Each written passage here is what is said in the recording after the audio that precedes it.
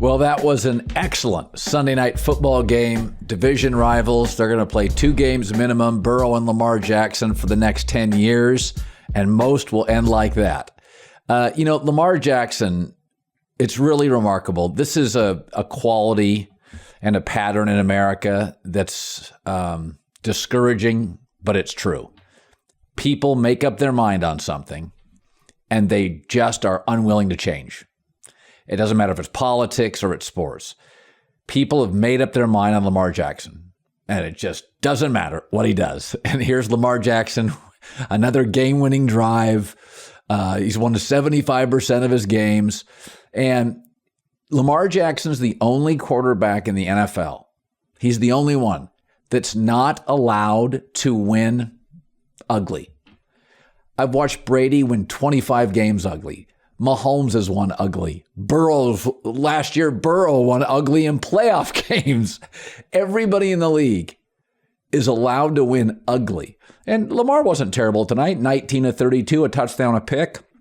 He missed a deep ball, really bad miss on a deep ball. It happens.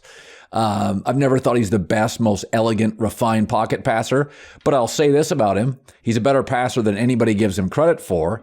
And with his ability to be dynamic with his feet, it gave him about 2 to 3 years to figure out the pocket. Now the Bengals brought pressure and stunts multiple times. He picks up the blitzes, and he had a game-winning drive. But we have decided, not myself, but many people have decided, Lamar's not my guy. And so all I hear about is, he missed the open guy. He wins 75% of his games. And if you told me they signed him to a 5-year deal for $300 million, he makes the playoffs 4 to 5 years, he wins a handful of playoff games. If that's not good enough for you, ask Seattle and Atlanta and New Orleans and the teams at the bottom of this league, what's it like not to have a quarterback? If Lamar Jackson's your quarterback, you're in every big game. And so he remains the only quarterback in the league that is not allowed to win inartistically. Game-winning drive, mostly on his legs. Love to see it. So what to do with the Cowboys? So the Cowboys beat the Rams, and let's be completely honest here. The Rams are on a third-string center. It's musical chairs with their offensive line outside of right tackle. Matt Stafford has one receiver that he can consistently throw to.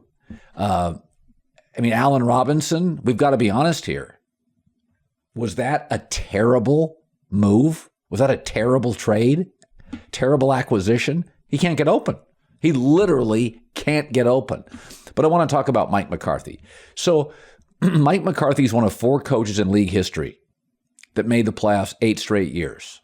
He has a winning record in the playoffs. He's got a Super Bowl, and now he's winning with a backup. Now, they've done studies on this.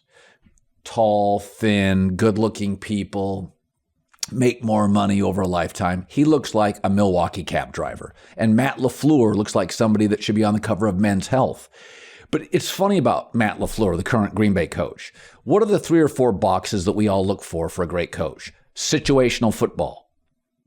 Green Bay has been terrible situationally in back-to-back years in the playoffs. Okay, second half football. Going in at halftime, making changes, second half football. The Packers are a terrible second half team this year. Basically, they're a one-half offense. Okay. Well, at least the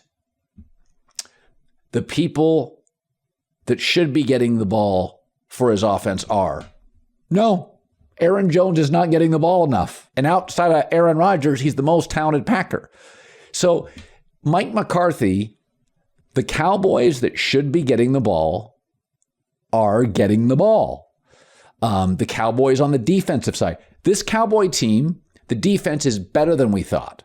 The Packers defense is worse than we thought. The Cowboys run game is better than we thought. The Packers run game is inconsistent. Do I love McCarthy? No. But 8 straight playoffs, winning record, 62% winner. I think that's above Bill Parcells. His passing games in Green Bay and his passing games in Dallas, Cooper Rush looks rock solid. He's now winning with a backup. I think McCarthy will ultimately cost the Cowboys a playoff game. He'll butcher something at the end of the season. But part of it with McCarthy, he's not great at a podium. He's a little lumpy. He looks like your neighbor.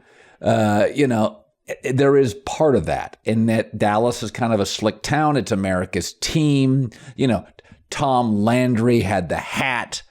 And there was Ivy League Jason Garrett. And then there's Jimmy Johnson, who has quite, let's be honest, a presence. Is kind of bumbling Mike McCarthy.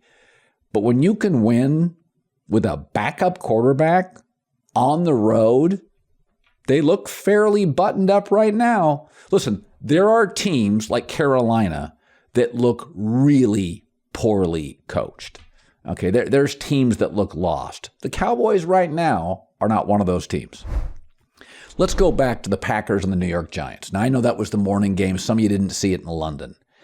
But what's really interesting about Green Bay is I think Aaron Rodgers, whether he's right or not, is brutally honest. And he said earlier this week, winning the way we're winning is not sustainable. And he is right. Green Bay has become a first-half offensive team only. They're fine on script. But they don't have the experience. There's not the trustability, Aaron and his young receivers. They don't do anything in the second half. And the Giants outplayed them. And I'm going to spend tomorrow on Fox talking about Green Bay. But here's the best part about Brian Daboll, the coach of the New York Giants. And this is a real thing. So we know what Daboll did to turn around Josh Allen. So I don't think Daniel Jones is the answer. Here's the rule as a fan.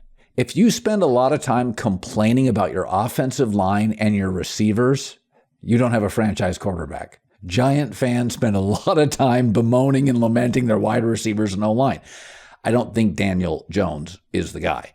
But Daboll now, once as a coordinator and now as a head coach, he will get the absolute most out of Daniel Jones. So if you have to move him at some point, you can. I think what the Giants are doing is a little smoke and mirrors. It reminds me of Matt Nagy when he got the Bears and Trubisky to the playoffs. It was just smoke and mirrors. I feel the Giants really are. But what Daboll is doing, he's letting you see the very best of Daniel Jones. This is it. And I think Giant fans would be the first to acknowledge it's pretty limited. This was a Saquon Barkley game. I thought this was a really clever coaching game. It was a goal line stand defense batting down Aaron Rodgers game. But overall, I think if you look at the New York Giants, I always think when you have a bad team, what are the boxes you can check? It does appear the New York Giants, left tackle, check. Head coach, check. That's a good start. Okay, that's a really good start. Houston's got a left tackle, Laramie Tunzel. Coach, not sure. Quarterback, not sure. So the Giants appear to have the left tackle and the head coach set.